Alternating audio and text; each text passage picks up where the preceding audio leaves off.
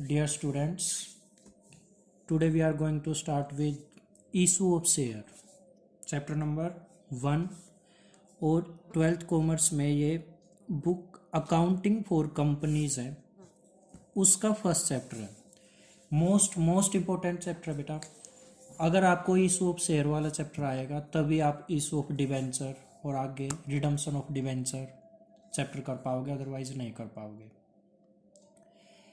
ये chapter start करने से पहले मैं थोड़ा सा आपको बैकग्राउंड बता देता हूँ, आपको समझ में आएगा कि ये चैप्टर बना क्यों है। सबसे पहले एक बार आप चैप्टर का नाम सुन लो, issue of share. Issue mean होता है give, share part of profit. बस अभी के लिए इतना समझ लो, issue of share means part of profit दे देना। किसको? पब्लिक को। कैसे देते हैं, क्यों देते हैं, ये सारा अभी आपको समझ में आएगा। देखो एक बार थोड़ा सा बैकग्राउंड में चलते हैं। आपने 11th क्लास में जो अकाउंट्स किया है वो सारा अकाउंट्स सोल प्रोप्राइटर पे बेस्ड था। सोल प्रोप्राइटर, आपको याद है सोल प्रोप्राइटर का मीनिंग क्या होता है? जब कोई एक सिंगल पर्सन बिजनेस कर रहा होता है उसको सोल प्रोप्राइटर बोलते हैं। एग्जाम्पल आपने अपने गांव में या आसपास देखी होंगी, छोटी मोटी दुकानें होती हैं, शॉपकीपर उस दुकान को चलाता है, तो वो सोल प्रोप्राइटर है। जहाँ पर सिंगल पर्सन कोई बिजनेस कर रहा है उसको सोल प्रोप्राइटर करता है बोलते हैं। अच्छा, एक चीज़ देखी होगी, जो सोल प्रोप्राइटरशिप होती है उसमें सिंगल पर्सन बिजनेस कर रहा है तो वो बहुत बड़े लेवल का बिजनेस नहीं होता, छोटा मोटा ही बिजनेस होता है।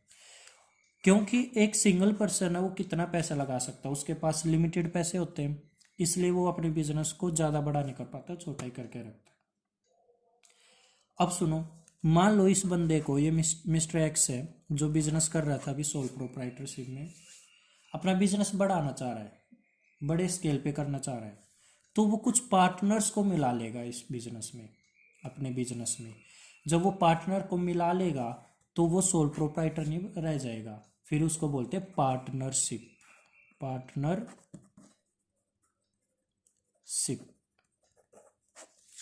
हमारी 12th कॉमर्स में एक पूरी बुक है पार्टनरशिप के ऊपर बेस्ड है वो। 11th में हमने सोल प्रोप्राइटर की अकाउंटिंग सीख ली है, 12th में पार्टनरशिप एक बुक है वो सीखेंगे।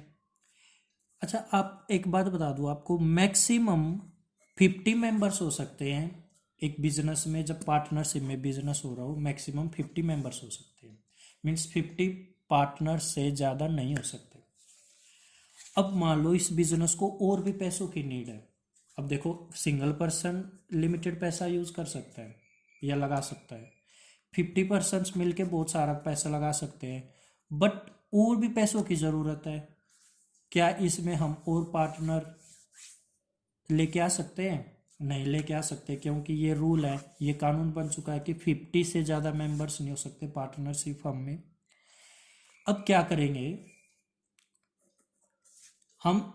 जैसे सोल प्रोप्राइटरशिप पार्टनरशिप में बिजनेस करना स्टार्ट कर दिया था, अगर और भी बड़े स्केल पे बिजनेस करना है तो कंपनी बना देंगे। क्या बना देंगे? कंपनी। सर कंपनी क्यों बनाएंगे? क्योंकि कंपनी में लिमिट नहीं होती, जितने भी मेंबर्स आना चाहिए वो आके बिजनेस कर सकते हैं। मीन्स जैसे यहाँ पर सिंगल पर्सन होता है, यहाँ पर 50 मैक्सिमम हो सकते हैं, यहाँ पर अनलिमिटेड पर्सन हो सकते हैं। अनलिमिटेड मीन्स जितने भी मेंबर्स होना चाहे कंपनी में हो सकते हैं। ओके, अब देखो, मान लो एक कंपनी स्टार्ट हो रही है। ये कंपनी क्या होता है मैं आपको बता दूं, कंपनी एक आर्टिफिशियल पर्सन होता है जिसकी सेपरेट लीगल एंटिटी होती है। ये सारी थ्योरी कंपनी क्या होता है ये मैं बताऊंगा बाद में बेटा, अभी मैं केवल प्रैक्टिकल के लिए बैकग्राउंड तैयार कर रहा हूँ, बेस बना रहा हूँ। तो अभी के लिए आप इतना याद रख लेना, company is an artificial person and company have separate legal entity from its member. Means company और उसके मेंबर्स को अलग अलग माना जाता है। वो बाद में डिटेल में कंपनी को मैं डिफाइन करूंगा, अभी के लिए आप इतना ही समझ लेना कि आर्टिफिशियल पर्सन होती है ये, और कंपनी और इसके मेंबर्स एक दूसरे से अलग माने जाते हैं। अब देखो, मान लो कंपनी को 50 लाख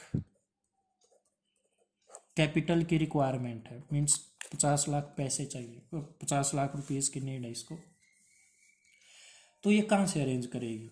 इस 50 लाख को, जो इसकी 50 लाख कैपिटल है कंपनी के, ये छोटे छोटे पार्ट्स में डिवाइड कर देगी, हिस्सों में डिवाइड कर देगी, जिसको बोलते हैं शेयर। कैसे? मान लो एक शेयर की वैल्यू ये रख रहे हैं 10 रुपीज, तो टोटल कितने हिस्से हो जाएंगे? 5 लाख। कैसे हुआ सर ये? मैंने क्या किया, 50 लाख टोटल कैपिटल है, 50 लाख टोटल कैपिटल है, उसका एक हिस्सा मैं 10 रुपए का मान रहा हूं, तो टोटल हिस्से कितने हो गए? इससे कट हो गया, कितने हो गए ये? 5 लाख, 5 लाख शेयर।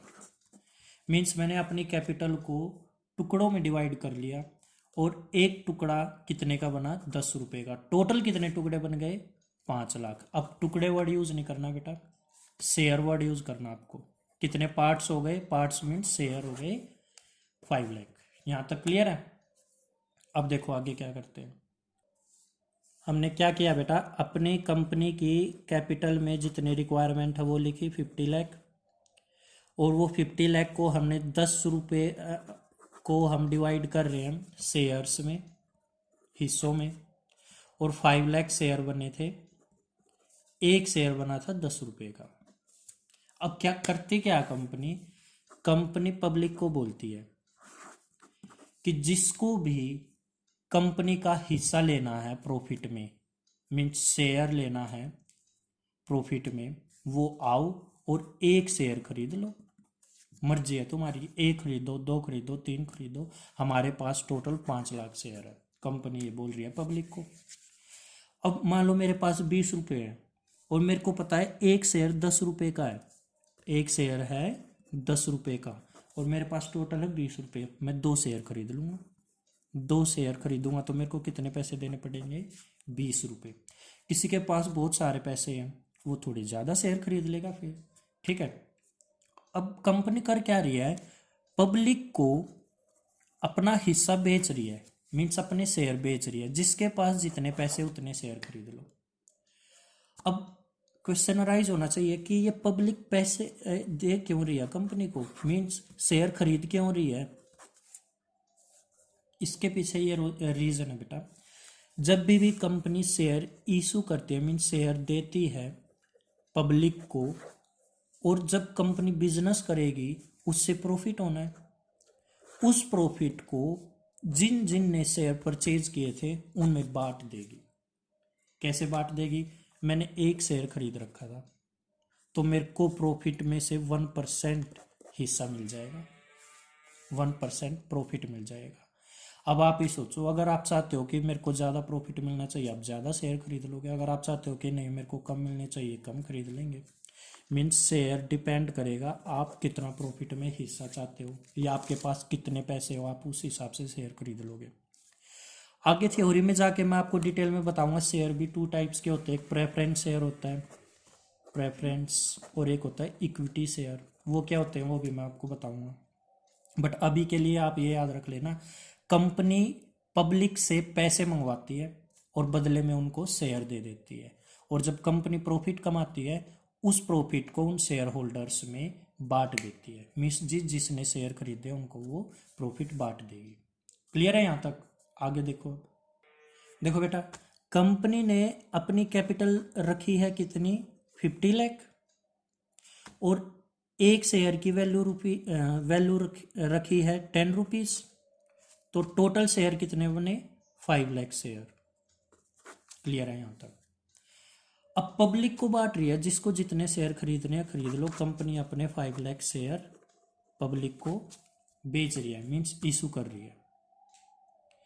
अब सुनो एक बात ध्यान से, कंपनी के पास अथॉरिटी है कितने शेयर बेचने की? अथॉरिटी है 5 लाख शेयर बेचने की।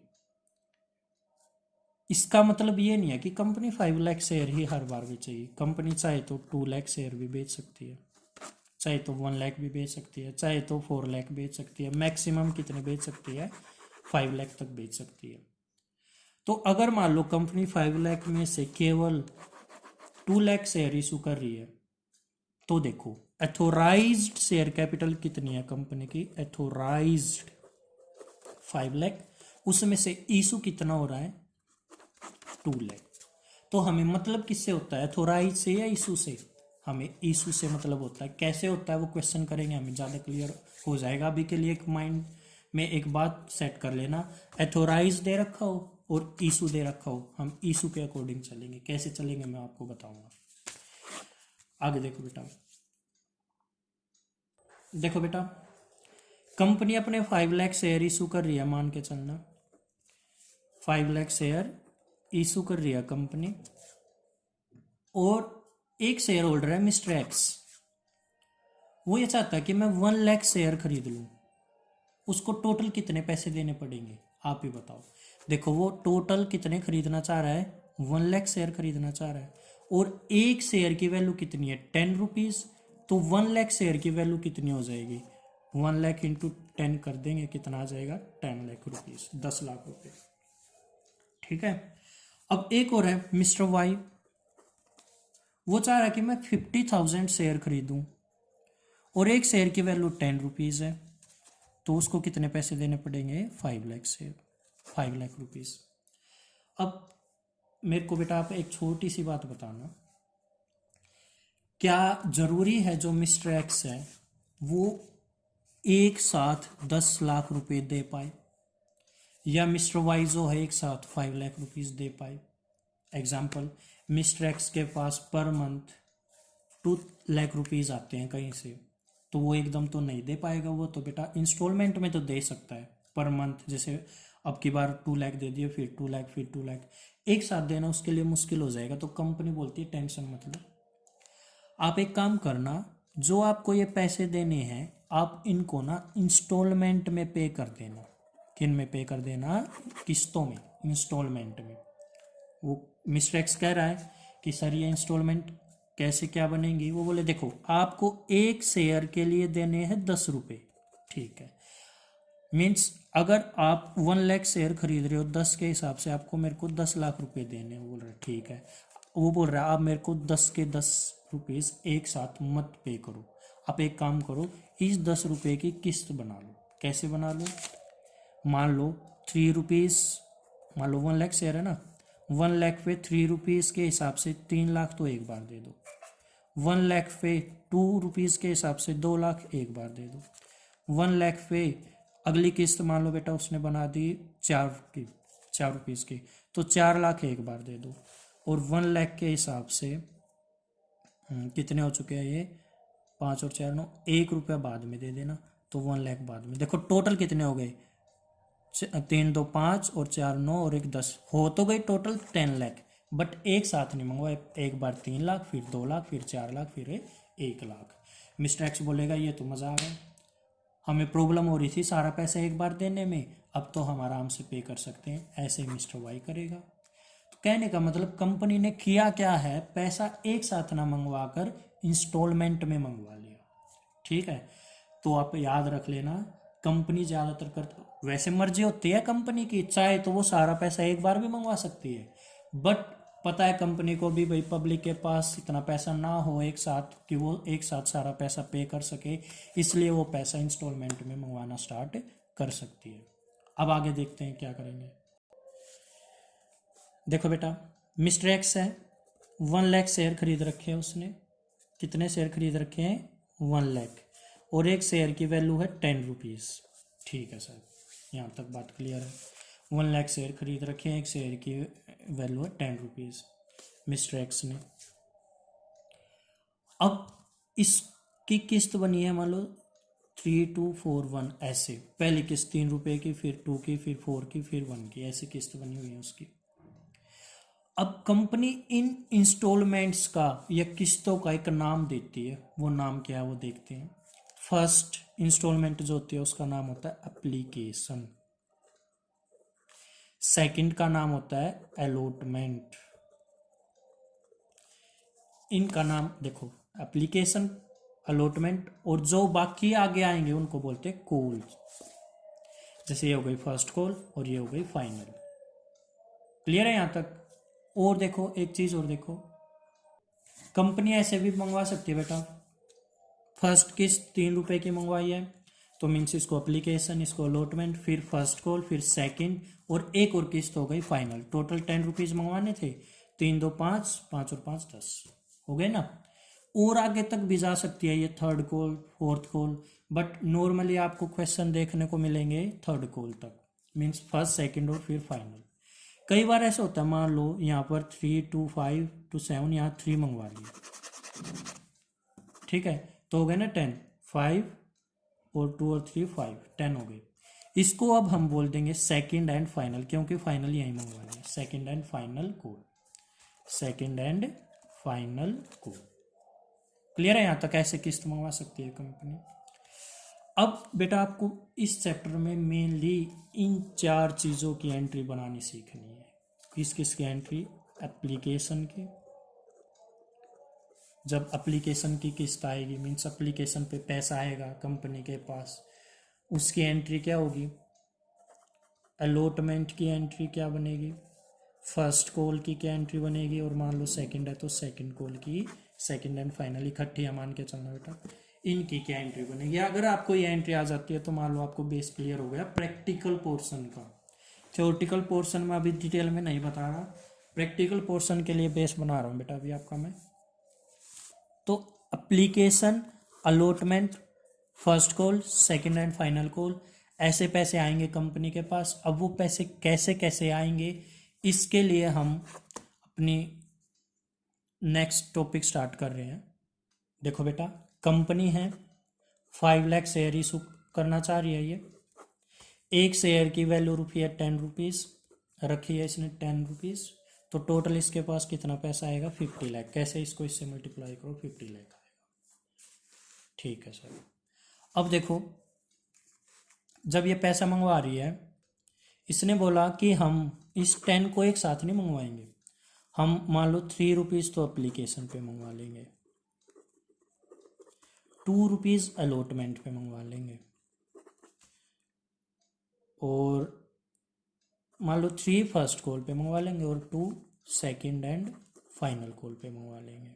ठीक है यहाँ तक? ठीक है। अब एक बात बताओ, मिस्टर एक्स है, ये चाह रहा है कि मेरे को शेयर खरीदने हैं, ठीक है, ये शेयर खरीदना चाह रहा है, ये गया कंपनी के पास, मेरे को शेयर खरीदने हैं, कंपनी ने इसको शेयर दे दिए, कंपनी भी बोल रही है ठीक है आप शेयर खरीद लेना, सारे फॉर्म वगैरह फिल कर लिए, सारी फॉर्मेलिटीज कर ली शेयर खरीदने के लिए मिस्टर एक्स ने। अचानक से जब कंपनी ने पैसे मांगे, बोला मैं नहीं खरीद रहा। ऐसे ही मिस्टर वाई ने किया, पहले बोला शेयर खरीदना कंपनी में जाके, और फिर कंपनी ने बोला ठीक है आपको शेयर खरीदने तो पैसे दो, पहले फर्स्ट किस्त के पैसे दे दो, फर्स्ट इंस्टॉलमेंट के। मिस्टर वाई बोला अच्छा पैसे मांग रहे हो, हम खरीद ही नहीं रहे, ये भी धोखा देगा। तो कंपनी परेशान नहीं हो जाएगी? ऐसे तो बंदे आएंगे और कंपनी को मूर्ख बना बना के चले जाएंगे।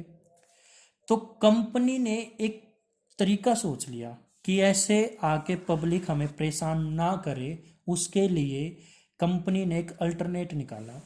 उसने ये बोला स्टार्टिंग में ही आते ही बिल्कुल कंपनी में जब आप शेयर खरीदने आए हो तभी आपको कुछ ना कुछ पैसे पे करने पड़ेंगे, जिसको हम एप्लीकेशन मनी बोलते हैं, वरना आप हमें मूर्ख बनाते हो।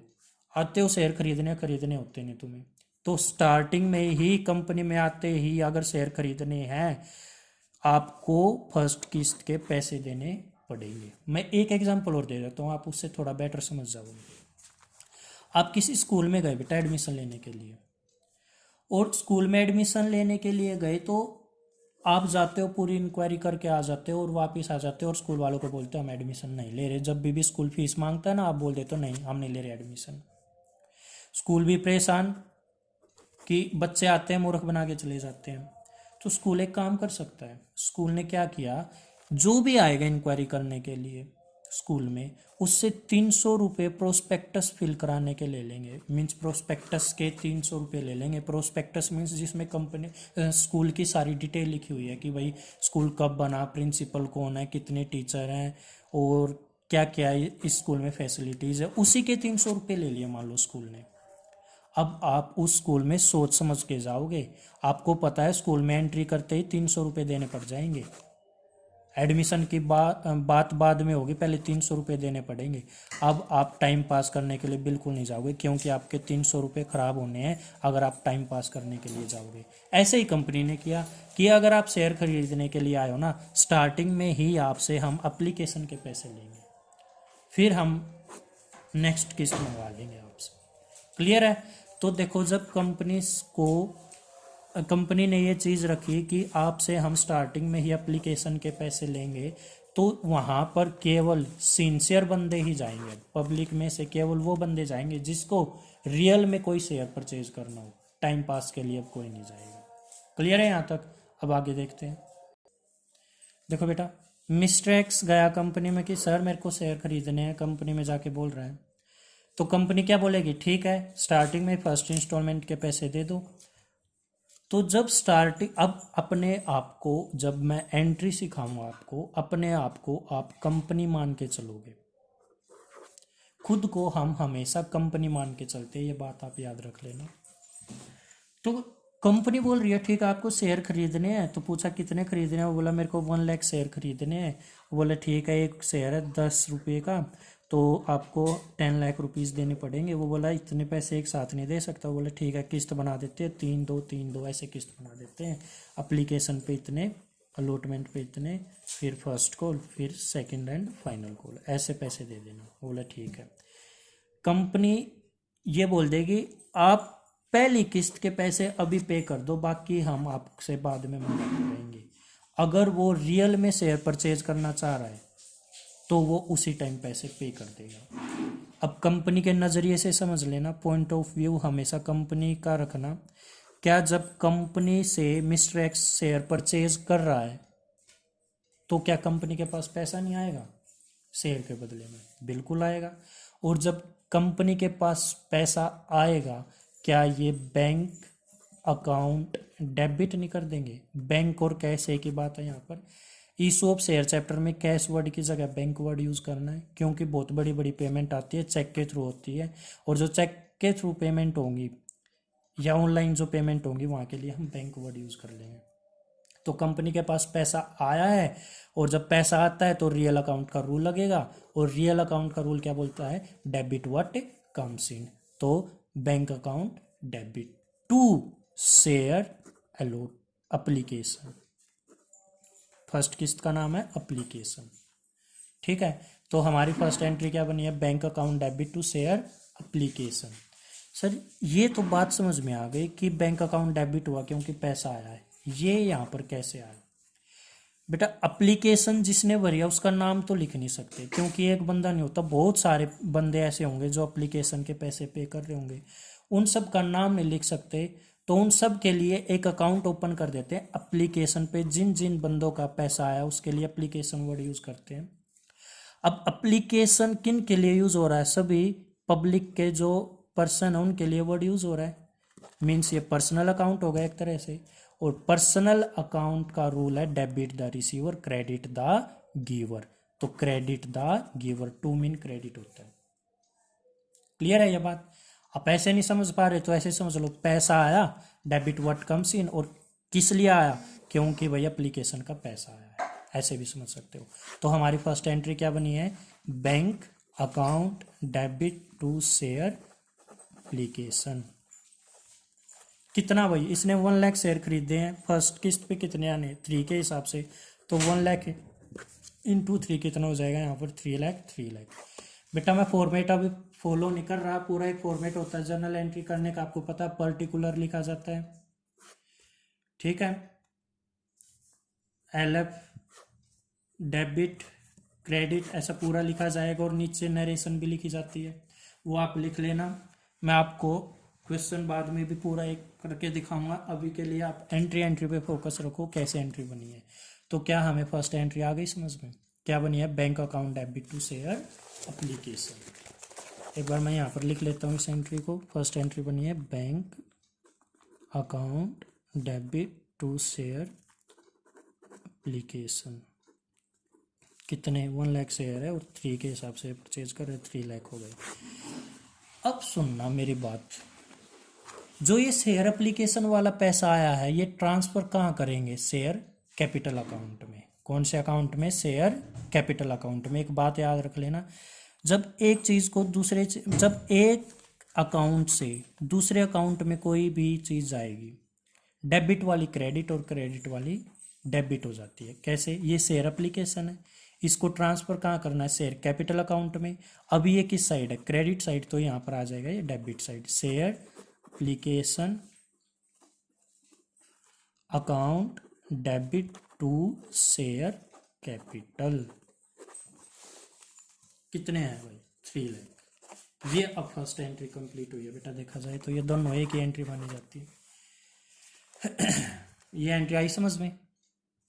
स्टार्टिंग में ही कंपनी के पास कितना पैसा आ गया, 3 लाख रुपीस एप्लीकेशन के नाम का, और ये एप्लीकेशन वाला पैसा कहाँ पर ट्रांसफर कर दिया, शेयर कैपिटल में। क्लियर है यहाँ तक। अब नेक्स्ट देखो बेटा, अब कंपनी 3232 ऐसे पैसे मंगवा रखे, ये एप्लीकेशन पे है, ये अलॉटमेंट पे है, ये फर्स्ट कॉल पे है, और ये final, second and final call पे है।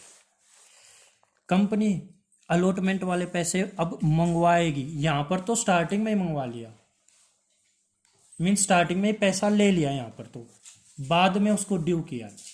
यहां पर क्या होगा बेटा, नरेशन कैसे लिखनी है मैं क्वेश्चन में बताऊंगा यहां पर, ठीक है। अब अलॉटमेंट की एंट्री कैसे होगी, पहले अलॉटमेंट वाला पैसा मंगवाया जाएगा।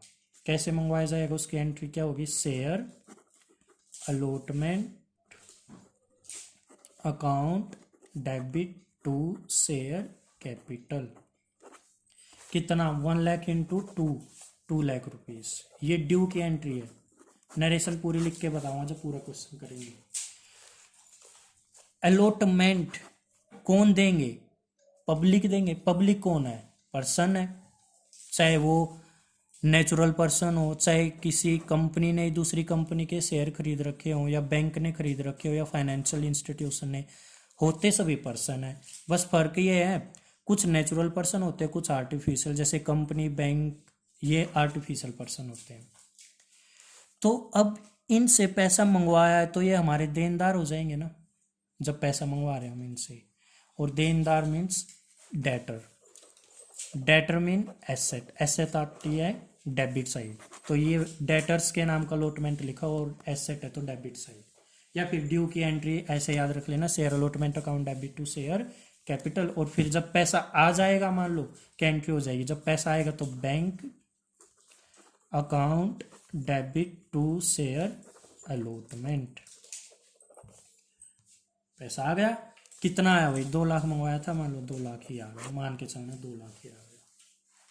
क्लियर है यहाँ तक बात।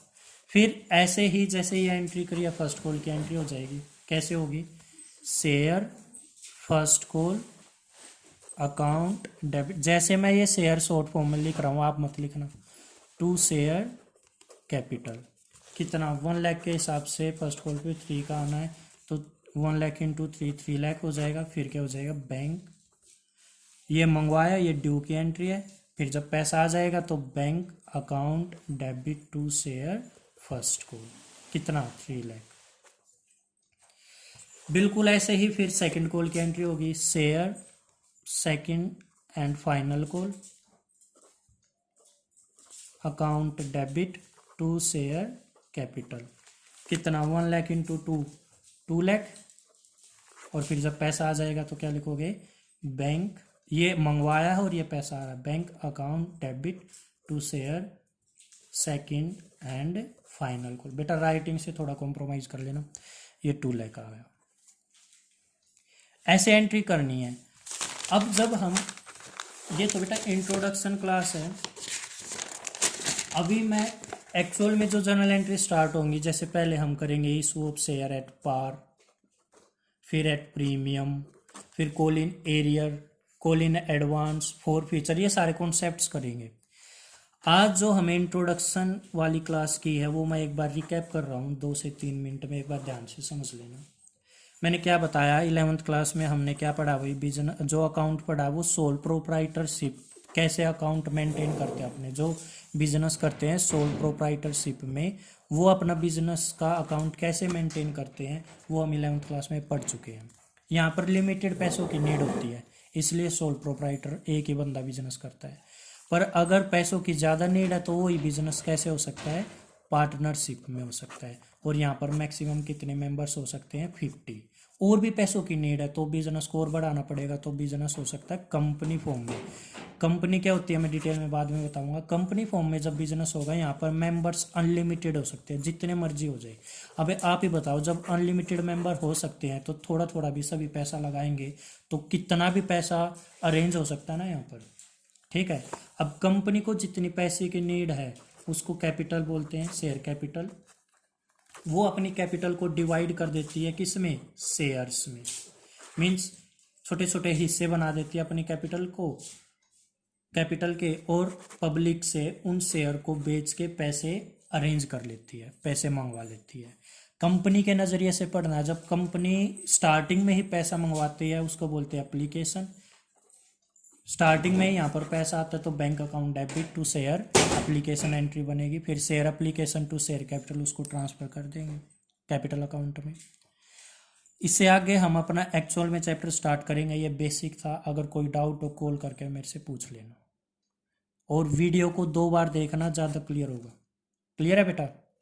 Thank you and have a nice day.